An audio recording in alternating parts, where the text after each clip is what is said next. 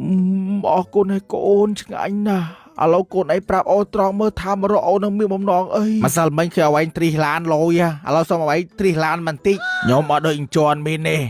ពេលអញ្ជន់នឹងក៏ទ្រីសឡានហើយខ្ញុំសុំឡានហ្នឹងអូមកសុំកាកគ្រីហើយមកអូ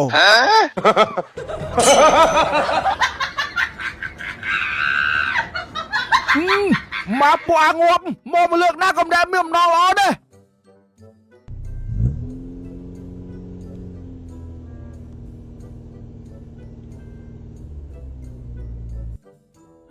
ឡានអាគេមកទៀតអានេះលយមែនអានេះបើយកទៅទ្រីសលយមកអូមិនដែរអូមិនមកវាយដូរមកនេះបានណាអានេះតែកាត់បានថ្មីអូទៅ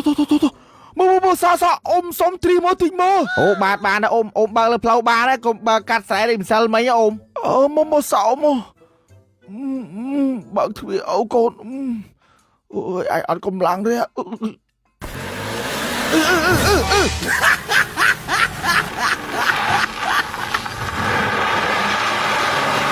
អូមកខ្លាំងពេកអូកុំជាប់ខ្លាំងពេកអូបើកចូលសេទៀត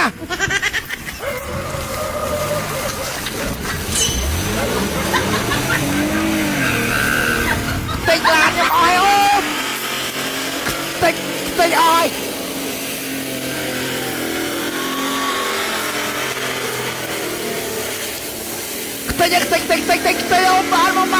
បានហើយ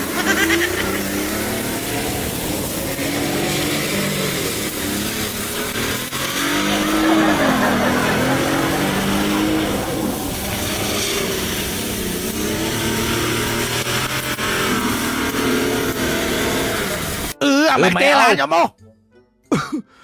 អូយអូម៉ែអែមណាក្មួយអែមអូម៉ែអែមតាឡានទេអូមអើយអូម